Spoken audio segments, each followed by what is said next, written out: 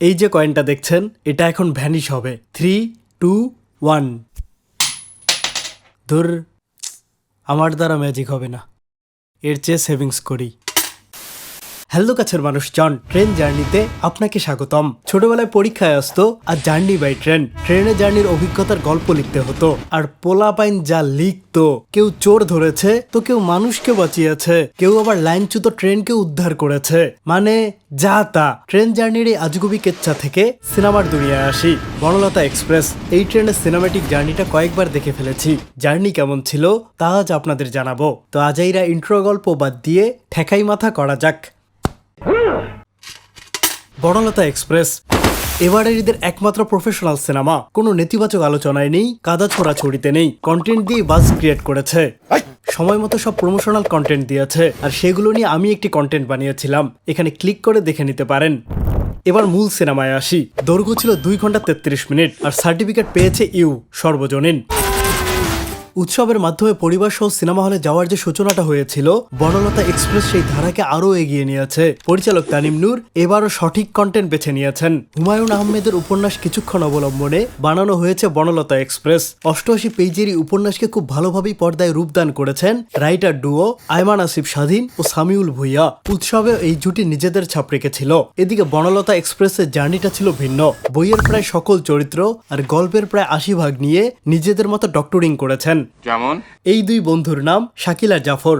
শাকিলা জাফর? না, শাকিল আর জাফর। ও আচ্ছা।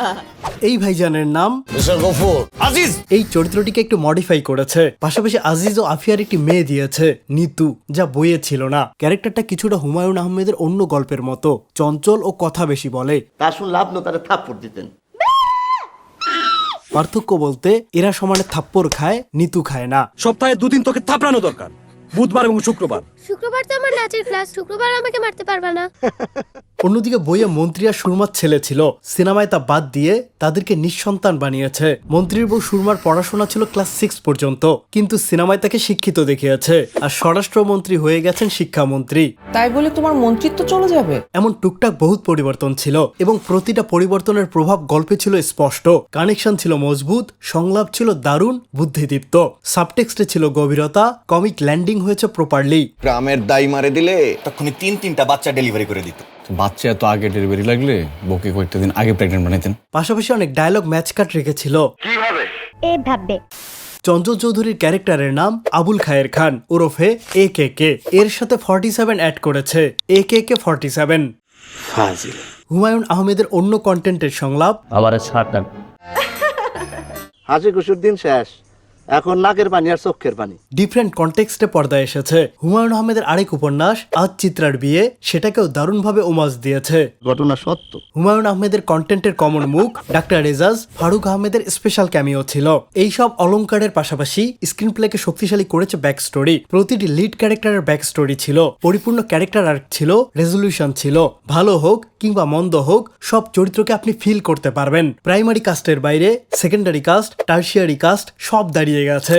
স্বল্প স্ক্রিন টাইমেও প্রতিটি চরিত্র হয়েছে মেমোরেবল। লেখনির পাশাপাশি এর ক্রেডিট পাবে casting director Tania Rahman, perfect casting করেছেন। পাশাপাশি সিনেমার কস্টিউম ডিজাইনারও ছিলেন তিনি। বনলতা এক্সপ্রেসের প্রত্যেকটা বগিতে চলে একটা করে গল্প। নুহাস হুমায়ুনের ন্যারেশনে বনলতা এক্সপ্রেস এগিয়ে যায়। আর এই জার্নির এডিটিং ছিল স্মুথ, প্রচুর ম্যাচ কাট, ক্রস কাটের ব্যবহার ছিল। কোনো কক্ষে গল্প যখনই বোরিং হচ্ছিল তখনই এডিটর আরেক কক্ষে নিয়ে যেতেন। ফলাফল দৃশ্য ঝুলে যায়নি। তবে ক্লাইম্যাক্সের পর রেজলিউশন একটু বেশি লেন্দি হয়ে গেছে। পরপর অনেক ফ্ল্যাশব্যাক, প্লট রিভিল, ক্যামিও, শেষের জন্য জমা ছিল বহুত কিছু। কয়েকটা জিনিস আগে সরিয়ে নেয়াই যেত, বিশেষ করে একেকের ফ্ল্যাশব্যাক।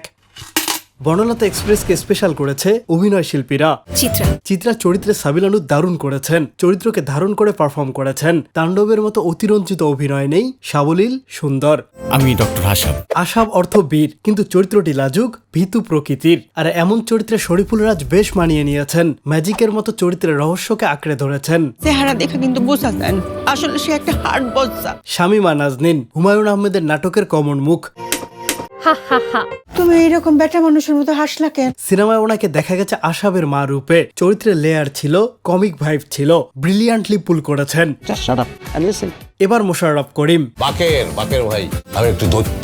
আদতে ওনার চরিত্রের নাম ছিল রশিদ। 3 দিনের বাসি গু খাবে। ট্রেলারের এই পার্টটা দেখে ভেবেছিলাম উনি হয়তো এখানেও লাউড অ্যাক্টিং করবেন, কিন্তু না, আমার ধারণা ছিল ভুল। মোশাররফ করিম ব্যালেন্স রেখে পারফর্ম করেছেন, খুবই শান্তভাবে চরিত্রের টোন ধরে পুরোটা সময় ইমপ্রেস করেছেন। আমি অঙ্কের দৈত্য। কমিক টাইমিংও ছিল টপ নচ। আমাকে কোলে তুলে না, আমার রাতের ট্রেন। এদিকে মন্ত্রী চরিত্রে চঞ্চল চৌধুরী ছিলেন ঠিকঠাক, উনি যে কোনো চরিত্রে মানিয়ে নিতে পারেন, এখানেও নিজের মতো এগিয়ে গেছেন। বানরের গলায় মুক্তার মালাটা কে দিল? মন্ত্রীর বউ ছিলেন বাঁধন, তাদের চরিত্রের ব্যাপ্তি বড় না হলেও তারা ছিলেন স্পেশাল। তাদের জীবনের না পাওয়া গল্পই পূর্ণতা পেয়েছে বনলতা এক্সপ্রেসের জার্নিতে। ট্রেনের বগিতে তাদের সঙ্গী ছিল যমুনা আর ফয়সাল, তাদের নাচ বলেন আর কাণ্ড বলেন দারুণ উপভোগ্য ছিল। এই ভাইজান কিন্তু জিম করেন। এদিকে গুরুত্বপূর্ণ আরেক চরিত্র আজিজ শ্যামল মাওলা ছিলেন দুর্দান্ত, তার চরিত্রের শেড পরিবর্তন হয়, ইমোশনাল কিংবা অ্যাংরি দৃশ্যে হাবলঙ্গের বাজার বসছে। খুবই দক্ষভাবে পুরো ক্যারেক্টারকে ধরে রেখেছেন। হ্যাটস অফ, এই যাত্রার সেরা পারফর্মার শ্যামল মাওলা। আমার বউ। এদিকে ওনার বউয়ের ভূমিকায় ছিলেন মমো আপু, প্রেগনেন্ট মানুষ, তেমন মুভমেন্ট নেই, বিশ্বাসযোগ্য পারফর্ম করেছেন। তাদের মেয়ে নিতু, ওর কাণ্ড আপনাকে মুগ্ধ করবে, পিচ্চি হলেও পাক্কা অভিনয় করেছে। আপনার পরিচয়? আমি রাকিব, উনি দিনার ভাই। ওনার আগমনে গল্পে গতি বেড়ে যায়, স্বল্প সময়ই জমিয়ে দিয়েছেন। তোমরা দুইজন কি হানিমুনে যাচ্ছ নাকি?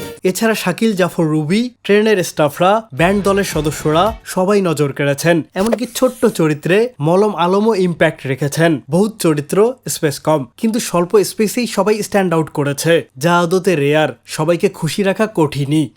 যেমন ধরেন ইনভেস্টমেন্ট বা সেভিংস থেকে এক একজন এক এক রকম জিনিস চায়। কেউ বেশি রিটার্ন চায়, কেউ চায় সেফটি, কেউ ইনফ্লেশনকে হারাতে চায়, কেউ আবার শরিয়া সম্মত থাকতে চায়। এই ভিন্ন ভিন্ন চাওয়ার সমাধান একটাই, আইডিএলসি এসআইপি। প্রতি মাসে মাত্র 5,000 টাকা থেকেই শুরু করতে পারবেন, সেটাও অনলাইনে, কোনো ঝামেলা ছাড়াই। পাশাপাশি আইডিএলসি এসআইপি দেয় 75,000 টাকা পর্যন্ত ট্যাক্স রিবেট পাওয়ার সুযোগ। প্রয়োজন আলাদা আলাদা, সমাধান একটাই, আইডিএলসি এসআইপি, দেশের প্রথম এসআইপি। আরো বিস্তারিত জানতে কমেন্ট বক্সে লিংক দিয়ে দিচ্ছি, সেখানে গিয়ে আপনার ইনফরমেশন দিয়ে সম্পূর্ণ ফ্রিতে একজন প্রফেশনাল ফাইন্যান্সিয়াল প্ল্যানারের সাথে কথা বলে নিন। দেখেন লাগবে নাকি লাগবে না আইডিএলসি এসআইপি।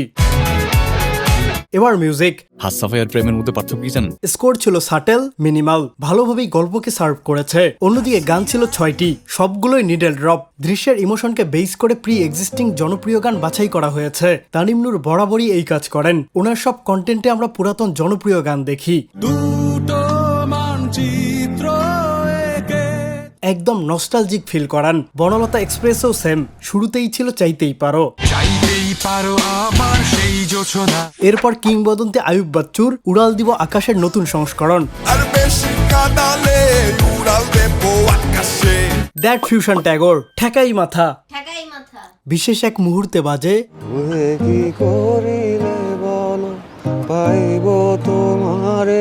বনে সবাই মিলে গান গায়, সবাই গেছে বলে। ক্লাইম্যাক্সে বাজে বাচ্চু ভাইয়ের আরেক আইকনিক গান বাংলাদেশ। প্রতিটি গান পরিস্থিতি নির্ভর ছিল, দৃশ্যগুলোকে এনরিচ করেছে। তানিম নূরের গানের চয়েস চমৎকার। এদিকে সিনেমার ডিটেইলিং ছিল স্ট্রং, ছোট ছোট অনেক বিষয়ে নজর রেখেছে। সিনেমাটোগ্রাফিও ছিল দারুণ। ট্রেনের কামরা স্বল্প স্পেসে ভালোভাবেই গল্পকে ক্যাপচার করেছে। রিয়েল ট্রেনের পাশাপাশি সেট বানিয়ে শুট হয়েছিল। এর বাইরে ট্রেনের আউটডোর শটের জন্য ব্যবহার করা হয় ভিএফএক্স। এর দায়িত্বে ছিলেন তানভীর ইসলাম রিয়াদ। এই সিনেমার ভিএফএক্স ব্রেকডাউন শো রিল দেখলাম, দারুণ ইমপ্রেসিভ। কন্টেন্ট কোয়ালিটি ঠিক রাখতে এমন ইনভিজিবল ভিএফএক্স আর স্পেশাল ইফেক্টে গুরুত্ব দিতে দেখে ভালো লাগছে। টেকনিক্যালি যদি বলি, উৎসবের থেকে far better cinema Banalata Express. Tanim Noor শুধু পরিবারকে নিয়ে একটি দেখার মতো সিনেমা বানাননি, কোয়ালিটি প্রোডাক্টও ডেলিভার করেছেন। বলা হচ্ছিল শতভাগ খাঁটি বাংলাদেশি ছায়াছবি, এটা একদম সত্যি। সিনেমা দেখার সময় একটা বারের জন্য মনে হয়নি ভিনদেশি কিছু দেখছি। তাই একটা জিনিস, যেহেতু হুমায়ুন আহমেদের গল্প, আমি না ওনার ওয়ার্ল্ডের ভাইবটা মাঝে মাঝে মিস করেছি। যেমন ধরেন এই সংলাপটা, এক কাজ কর, তুই গু খা। 3 দিনের বাসি গু খাবি, তারপরে নীল নীল মোটা মোটা মাছি উড়ে বেড়াচ্ছে, সেই গু খা, মাছি সহ। হুমায়ুন আহমেদের ওয়ার্ল্ডে এটা আসলে এভাবে বলে, আপনি গু খান, ক্রিসপি গু খা। এক একজনের এক এক ভিশন। ঠিকঠাক পর্দায় আনাটাই আসল মিশন, সেক্ষেত্রে শতভাগ সফল তানিম নূর। রানিং ট্রেনে আমরাই সরকার। ভিডিওটা শেষ করি 2টা সংলাপ দিয়ে। Which would be worse? To live as a monster or to die as a good man? এটার নতুন সংস্করণ ছিল কোনটা বেশি কষ্টের, কোনোদিন বাবা ডাক শুনতে না পাওয়া নাকি নিজ হাতে সন্তানের গায়ে কাফনের কাপড় পরানো। আরেকটা ছিল জানাজার নামাজে কোনো আজান হয় না, কারণ সেই আজান আমরা জন্মের পরেই বাচ্চার কানে দিয়ে দেই। এক ওয়াক্তের আজান আর শেষ নামাজ, এর মধ্যবর্তী সময়টুকুই আমাদের জীবন। পুরো হাস্যরসের এই ট্রেন যাত্রায় এই দুইটা সংলাপ আপনাকে থামিয়ে দিবে। ট্রেন থেমে গেছে, আমি যাই। ভিডিও ভালো লাগলে সামাজিক কাজে লেগে পড়ুন। খুব শীঘ্রই দেখা হবে নতুন ভিডিওতে। মাঝে মাঝে তব দেখা পাই। এটা একটা আফসোস, বিরাট আফসোস।